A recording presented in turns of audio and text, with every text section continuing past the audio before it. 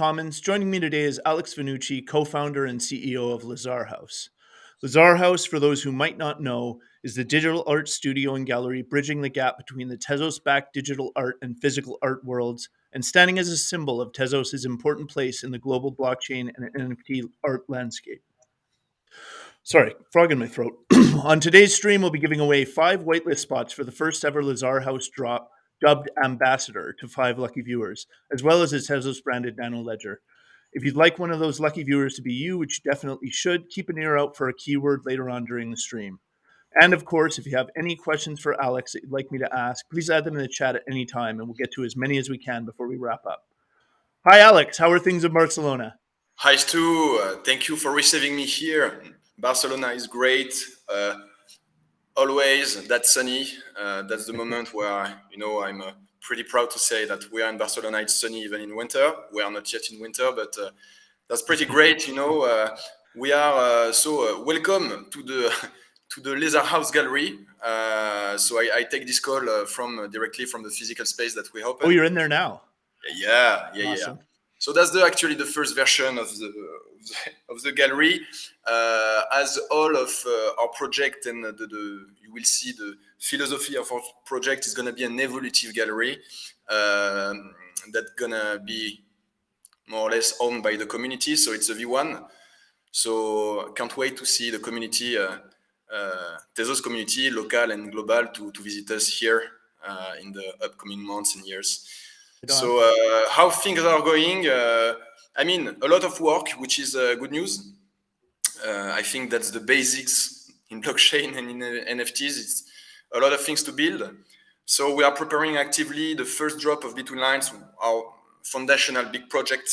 Maybe we'll have the opportunity to deep dive more into it today. But, absolutely, we will. Developing the local ecosystem, working on diverse projects of our ecosystem, and very exciting to do that. Awesome. To get us started, can you tell us a bit about your background and the journey that's brought you into the world of blockchain-based art? Yeah, another story about the rabbit hole of blockchain, I guess. Everybody has one. Was predicted to go to blockchain, even me. I'm Alexandre Vannucci, so in a quick words, 31 years old, French, born in Marseille, grew up in Paris. For French people, this will highlight a kind of first paradox. It's now north and south. So I studied mathematics and engineering at university, and I had my first experience in entrepreneurship with a friend.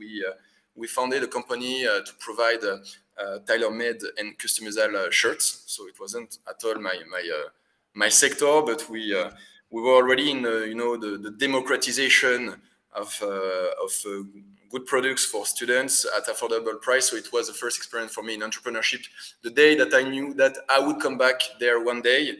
The one day kind of lasts for years, because after I joined several business schools, I finished my studies in Germany, and I jumped in a consulting firm, so consultant in financial services with a major in insurance.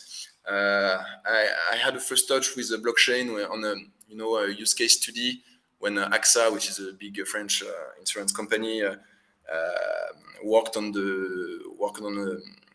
a DeFi, decentralized insurance product, to get customer reimbursed and if they miss their flight. So it was the first good use case of smart contract. I found it totally fascinating, and I started to really get involved, to really interest myself in the technical part. I think the engineer side made me come to the technical part, and then already in 2020, at the beginning of behind the collective, behind Between Lines, together with my associate Jacques Bertrand Lalo, Bilal El Alami, and Thomas Binetruy, we were working on Between Lines already, and then NFT came at the end of the process to solve the major problem we had, how to create experience from digital art, because it was already digital art, and it was the beginning of a real adventure. And then Lezar was pre-existing, so basically it was a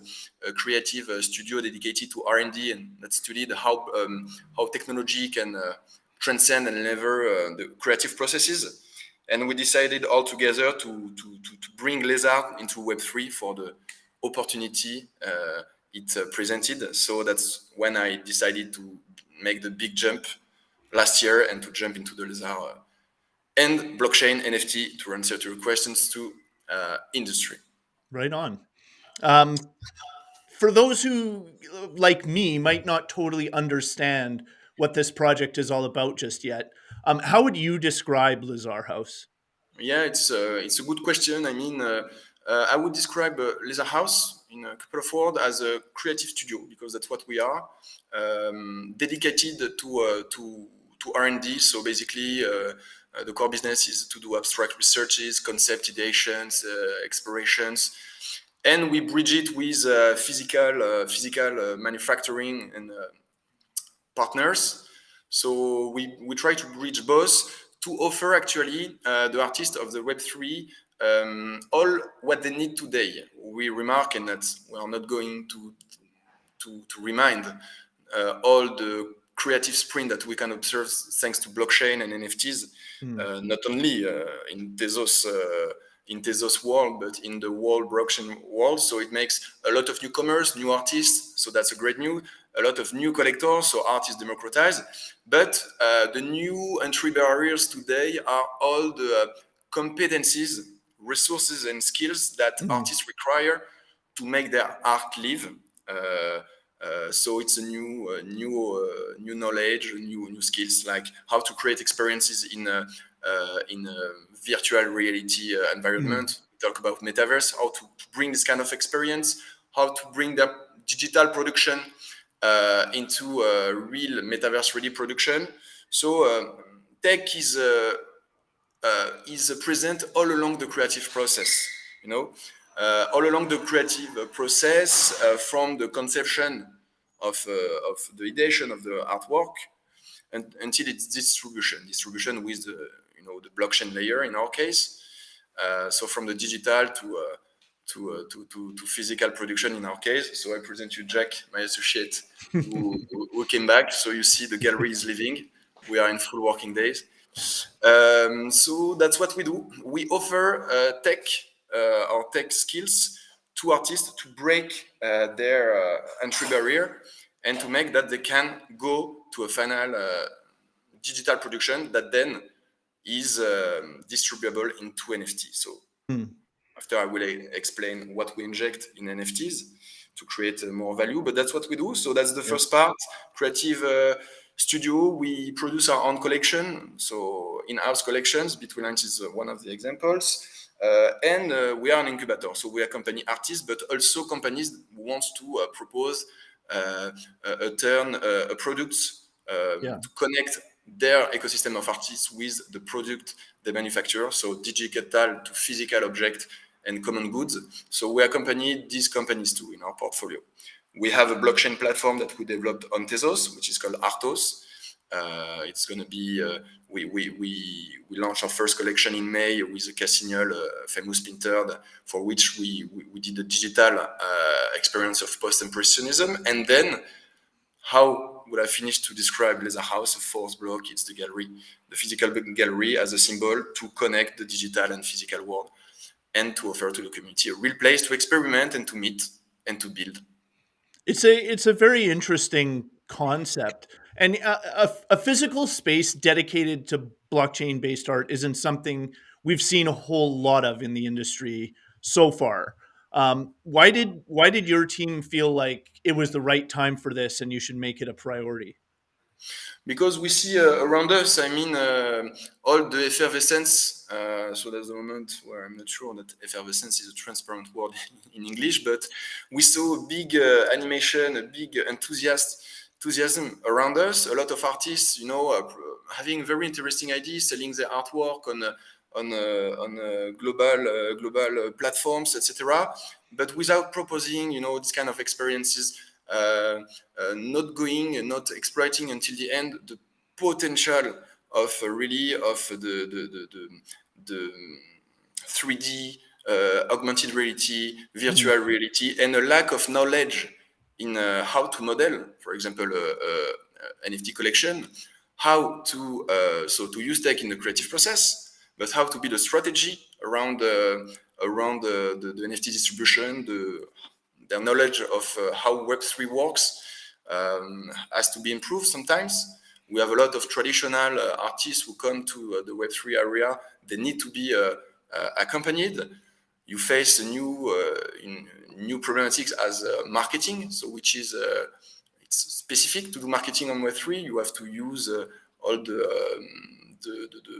social network tool. It's something new, and we bring also legal. We see that the main concern of traditional artists is what is behind NFT in terms of right. It's a bit the jungle, it's the overall feeling, and that's to me also one of the selling glass of why adoption is not massive yet. So that's what we try to bring. And today, collaboration around artwork is what we promote. An artist is not alone today to build this experience. It's a whole team behind. It's tech developers, it's a specialists, experts, marketing, etc. We want to bridge all these people, and Yeah. it becomes a real project. We see really a big art project like a little company which needs to be powered Mm. and to go to distribution and proposing experiences. So Okay. we decided that we need to accompany all these new artists. Okay. And why did you decide that Barcelona was the place you should do that? Ah, so that's actually a good question. That in the Beside same, the sunshine. sorry, yeah, except the Besides sunshine. the sunshine. I used it already at the beginning of the call. I won't push on it. Barcelona, actually, it's a turn of event on the personal plans. Let's not hide it. We wanted a good place where to live and where to develop ourselves in a super environment. Mhm. But it's the major reason is that it's a capital of culture. Art is everywhere. We Mhm. are one block away from the Sagrada Familia. Uh, it's the city of Gaudi, so it's a really rich city in terms of culture, and it's a capital of tech. So you make the product of both tech and art. I mean, we couldn't be more in the theme here, Yeah. and we can operate from anywhere, but Barcelona is the best Okay. place for us. You touched on this already a little bit, but I'm really curious. Like, what has the response been like to what you're doing from the traditional art world? Have you seen a lot of interest from people in that community? Yeah, I think we have to take the different personas one by one. We have a huge curiosity of traditional collectors that we meet. So you have some collectors that are really, in adverse position compared to blockchain, so not very open-minded. But Yeah. most of them actually ask a lot of questions because they feel concerned about. Okay, I do my art. They understood that their art won't change. But what is important to segregate, and that's the view we want to push on, it's the separation between the artwork and the experience you propose from your artwork. Mm. Digital and physical, in our case, is just two ways to experiment. Mm. We see it as two different ways to experiment the art, which is the essence. So we have a lot of questions, a lot of interest. For example, the famous painter, French painter Jean-Pierre Cassignol asked us to develop his first NFT experience. So we build a digital experience of post-impressionism based on a retrospective collection of portraits he drew, he Mhm. painted, and we are going to bring it in the metaverse because we can create some experiences such as the NFT acquirer. We see it as an investor in a project more than just an owner of a piece, Mhm. and is going to finance the official Museum of Cassignol, which wouldn't be makeable in real life. But in that case, with the advent of metaverse, and we see it as a medium of democratization and access to art Mhm. for people, we are going to build it. So that's the first kind, traditional collectors that are interested to explore it.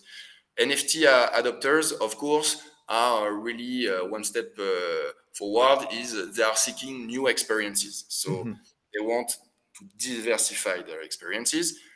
And we have the big challenge is to convince non-crypto and non-Web3 natives on what is NFT, what is blockchain, but actually to bring our vision is to bring the conversation on the specific use case.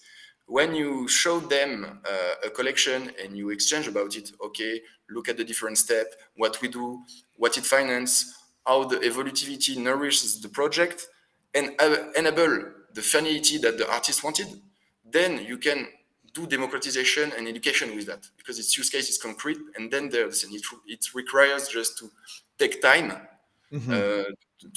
to explain them and that's it. So art galleries are making the shift because they are pushed. I mean, traditional Yeah. art galleries, they are pushed by their current artists. So they were first, they saw it like unfair competition, Yeah. but now they have to go into it because the artist is their demand. So they are making the switch. And then also a bit later, the museums and the traditional art institution are starting to build, to explore NFTs as a medium, ticketing, derivative collections, limited edition. So that's very interesting. We are at a time where all the types of art are converge. The light is put on what we can do with NFT, and I think the Yeah. challenge today is to create sense on it. So it really sounds like your sort of your vision for Lazar House is that it'll be a lot more than just a studio slash gallery. Can you expand a bit on your plans for Lazar House's role in the larger Tezos ecosystem and community? Yeah, we want to first. We have two big missions. It's the democratization of the technology as a tool for artists. Our core expertise is how to use software in, for example, 3D, AR, VR experience, metaverse experience, and to make the bridge, as I said, with manufacturing, with physical tech makers Mhm. to propose a transition and a bridge between digital, use the digital to build physical, but to use actually digital collection of NFT as a medium to finance. So the acquirers become investor and finance the evolutivity and the finality of the project. So we give the new brushes to the artists of today, Yeah. and we want to democratize access to art to people by providing integrative, integrating experiences and accessibility in terms of price of art. Yeah. For Yeah. example, the Between Line project allows owners to acquire in a physical sculpture, so physical materialization of the art they bought at factory cost only, Mhm. and to have at home, a piece of art that is built really at affordable price. So that's the kind of use we want to develop. And of course, we want to do it on Tezos because it's the blockchain by excellence that fosters Yeah. democratization and uh, and tools. Awesome. So all great stuff so far. I'm really excited to learn more. Before we get into the nitty gritty, are you ready for the world famous TezTalks lightning round? It's what it's questions, right? I have to answer. Quick questions, quick answers. Just before we do that, I'd like to announce today's keyword for the ambassador drop waitlist spots in Tezos branded Nano Ledger we're giving away today. Today's keyword is exclamation point art, all lowercase. Enter the keyword exclamation point art in the live stream chat, and Nightbot will randomly select today's winner, who will announce before the end of the stream. Okay, now, Alex, it's lightning round time. Remember, there are no I get wrong ready. answers, and this is just for fun so our listeners can get to know you a little bit better. Are you ready? I think I am. I will tell you at the end. Okay. Beaches or mountains?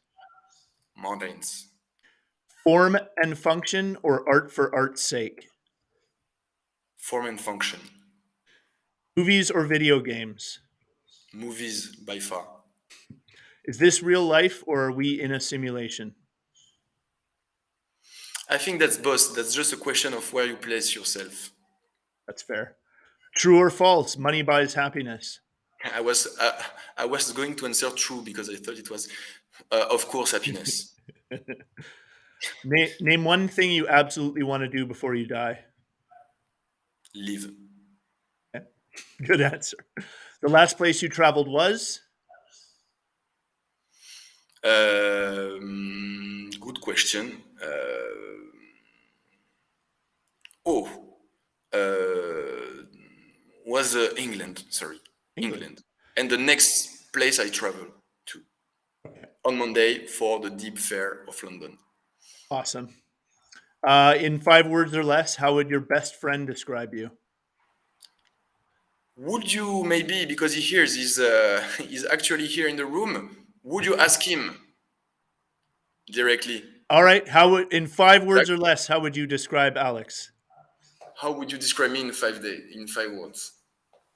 Uh, um, empathic,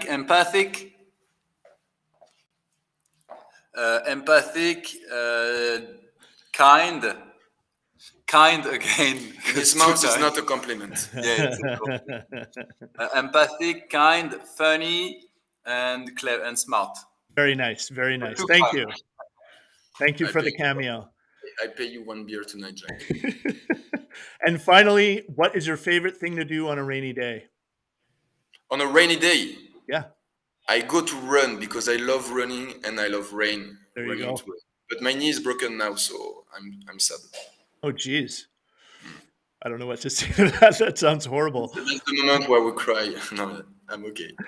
Excellent answers. This concludes the TezTalks lightning round. Let's get back into it. This project is being developed in close collaboration with some big foundational entities within the Tezos ecosystem. How much can you say about the nature of the partnerships that you've built in your endeavor to realize your vision here? That's a good question. I mean, we found a lot of support in Tezos in amplifying our vision and our projects that are building. So it's the first year that we operate, I mean, publicly into Web3. So I think the partner we have, the partnership we have on the Tezos side was more about giving a lot of time from people, ambassadors, to get some good feedback, to co-build, to spend hours and hours to to exchange about how to enrich the model that we propose, what would be good leads, what would be good things to explore. So I would say a lot of time, advice, and a really warm discussion that motivated us. Tezos Foundation helps us a lot to amplify the project we are working on. That's what I would say. I mean, on the Tezos part. And on other partnership that we have is all about co-building. We are partner with new NFT galleries like us, so young, dynamic, with the desire to build. I really like this period that we see because we can say without saying like too much, we are building. I mean, it's more than entrepreneurship. I think we are in a moment where we are all partner. I would say I don't see any competition. I was asked the last time, like, who are your competitor? I mean, it's just about 1 + 1 equal make three. Here, all the expertise are complementary. So I mean, the partnership, both for marketing purpose, for creative purpose, for distribution purpose, for event and communication purpose, it's all about partnership. So we co-build, and I think we will remember this period as being like a golden period for making business. That's totally incredible. So that's what I would say. So the prize we're giving away is whitelist spots for Lazar House's ambassador drop. Yeah. What can you tell us about the ambassador drop and what the folks who participate can expect to see? Yeah, so the Between Lines project is a project with maybe I can present it before, to better understand the ambassador drop. What it consists in. It's artwork that proposes immersive experience of an artwork that can be both digital and physical. So basically, it's a pair of moving sculpture generated by a dance. So we explore the concept of moving sculpture, which is, of course, is not possible in real life. But we try to materialize each frame of the pair of sculpture. Maybe you can see one behind. That's the best prototypes. Okay. We have to Very show.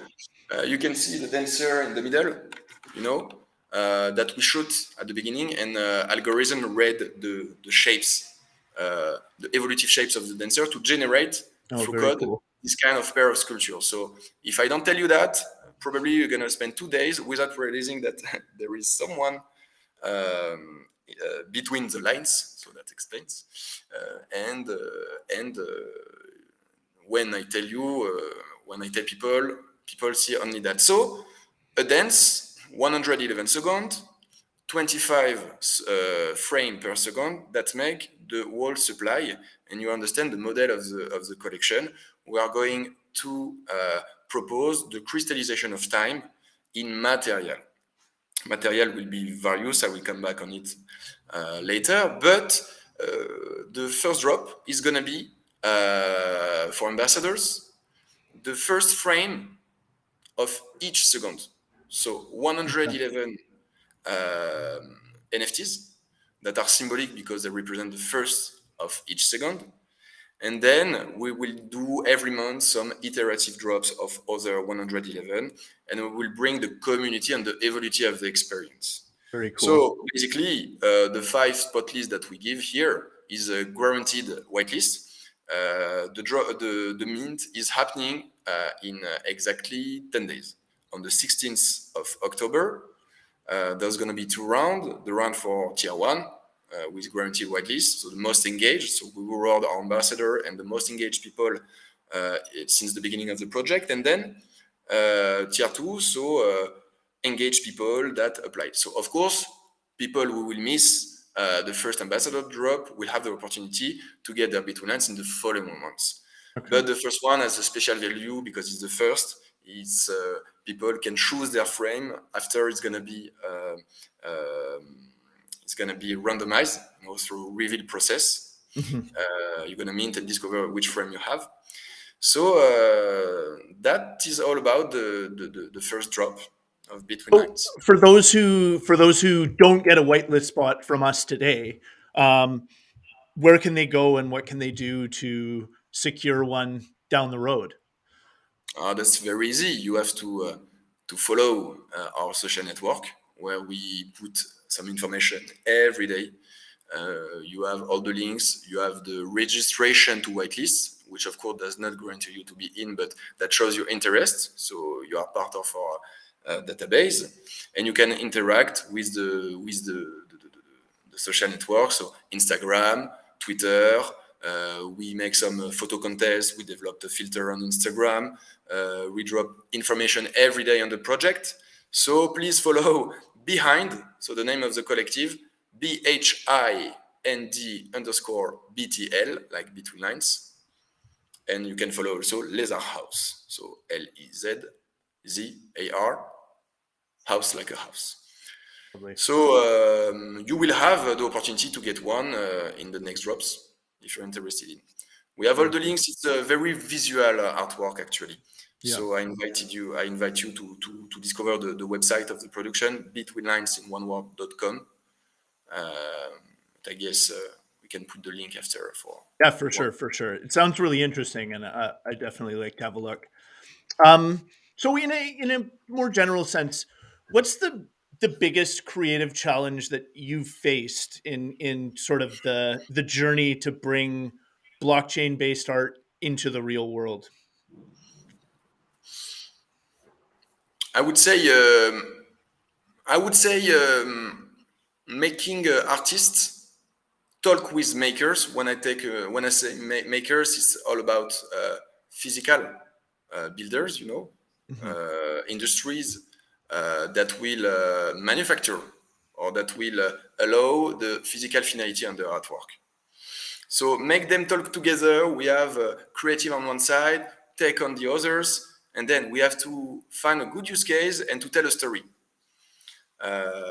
I mean, these stories and this good use case, what you offer to a community of art lover, actually, this will drive adoption, I think, to make sense. So it's making sense with those with the two parts of people. Again, once I see collaboration as central with all these type of makers. Builders build together. So I would say after, so it's a real job, to be able to detail and to master the required technical specifications. So you have to talk the artist as his ID, and then you have to bring it to translate it into real data. In the case of 3D printing, for example, because as you see, between lines is built from the digital production, so matrix of points, if you want, that are read by a robotic arm. It's technical specification to make it buildable. So that's the second part, I would say, of the change. You talk about two different things. Art is all about dream, and building in physical is all about like material, is all about physical law. Funny story of Between Lines again. The dance has been written so that every of the 2,775 successive shapes of the dancer are first all unique. That was the first constraint, but overall, most of all, that was totally 3D printable, because we had constraints of angle, for example, and that's where like the algorithmic layer helped us, to read for each of the frame the angles and to determine, okay, this won't be producible, this will be, etc. That's how we arrived to the perfect dance that allows just to create, to print all the shapes. So sounds very complex. It's complex on the technical side, but basically the user experience is very easy. You acquire the NFT, you own the IP of the frame. So we put IP because it's very important for us. And then the idea is that you are owner of the artwork. As I said, the artwork is the artwork of the spirit, œuvre de l'esprit in French. I don't know how you translate it in English. It still makes sense in English. You're good. It still makes sense? Yes, on a legal point of view, I mean. And you actually grant all the rights to the owner on this piece of art. So that proposes a new view of, and that question, what is owning, an edition or a unique artwork? It's all about the rights you get granted from the artist. And we build the legal framework behind it. And the idea is to consider that the physical print, in this case, is just a right that uses the owner. So that's all about creating value with legal, with utility, and the intrinsic value of art. That's the triptych of how to provide for us real sense to NFTs. Cool. Speaking of user experience, what stage is Lazar House currently at in its development? Like, could somebody come there today and walk around and have a look at what's in there? You mean in the gallery? Yeah. Of course. We have actually, if you see on the wall, we have the rest of the two first exhibitions that happened this summer. So it was the launch of course, Between Lines, the first physical exhibition, and also the K-Signal collection, displaying on screens and in physical the artwork that we build with his initial paintings to generate new experiences from what he did. So that's what you would see today. But we have a lot of projects in the pipe. We are going to organize no later than Q4 at the gallery physical exhibition with our new projects. So that's why we are totally living at night to prepare all this, because we have so many projects, maybe too much, but we are very excited to work on it. I'm not going to spoil the projects that are going to come out, but be ready to be mind blown. Actually, to talk seriously, our real challenge is to find different use case, of digital to physical. Of course. How to use, this digital production to make a real physical experience, and all our engagement is on trying to find new stories to tell. And every time we see an artist, part of my day is to talk with a new artists that contact us, or artists that I go to see, because I find their proof of concept or idea, totally in line with what we could do with this idea to create more sense. And actually, that's here that you build real stories and real experiences. So there's going to be an exhibition in Lezar House by the end of the year, before the end of the year, on physical and digital work with screen, with things that you can touch or that you can't touch because it's forbidden sometimes. But that's what you could see. Very cool. We work also with partners, with other NFT gallery that we have a kind of curation. We are going also to exhibit people that we don't work for, but that we select in our ecosystem of artists that we want to share to the community, that we want to accompany in their communication and in their exhibition. So we have a wide network of galleries with whom we talk, and we organize common events. That's great. It's as I've said a few times, like it's an extremely interesting project. We're all really excited to see it taking shape here in the Tezos ecosystem. I mean, I have a whole bunch of questions we didn't have time to get to, but we're coming towards the end here. Okay. And before we close off, I do need to announce the winners of today's ambassador waitlist spots and the Tezos branded Nano Ledger. The whitelist spot winners are, and forgive me as I try to pronounce people's handles here, TS Rides, Old Future, Staking Shop, Yoda Master, and OG Buddha. And the winner of the Tezos branded Nano Ledger is Aurora Rodriguez. Congratulations to all of you. To claim your prizes, just email us at social@tezoscommons.org. We'll request a screenshot for verification that you're the account owner, and then we'll get your shiny new whitelist spots and your ledger over to you just as quick as we can. For those who missed out today, we remind you there are awesome giveaways to be found frequently here on the TezTalks live stream, so keep tuning in. If you'd like to get in touch with us, our social media contact can be found at tezoscommons.org/TezTalks, and we'd love to hear from you. Alex, thanks so much for joining us today. It's always awesome. Thank you so much for inviting me. It was a real fun and pleasure to share with you, us too. Yeah, we love hearing from people building amazing projects like Lazar House here in the Tezos ecosystem and keeping Tezos at the forefront of the Web3 revolution. Is there anything else you'd like to touch on or plug or mention before we close off here?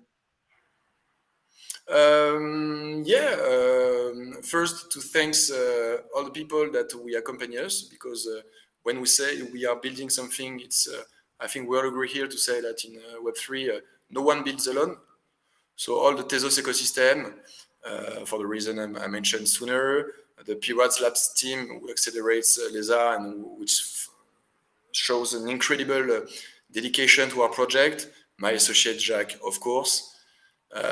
My Sherry, my love that supports me also in this project. I think that's the moment where Is she watching right now?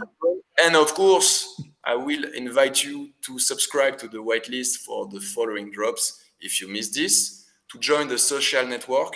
So maybe Stu, I don't know where we can write it, maybe in the chat, but do not hesitate to follow behind_BTL and Lezar House on Twitter if you want to get informed about all the new exciting news and all the different future material, because concrete is just one of them. We will have soon, we have ceramic, acrylic, and 10 material innovative that we propose. So if you want to stay tuned, just follow Lezar House and behind. And as you said, we should all prepare to have our minds blown by what's to come. I think that yes. I think you can also you will see some very good testing and visuals already on the social networks to see. It's very visual how it looks like. Right on, right on. So to everyone out there in Tezos land, thanks for joining us on the TezTalks live stream. I'm Stu from the Tezos Commons, and our awesome guest has been Alex Vannucci, co-founder and CEO of Lazar House. Now let's go get artistic.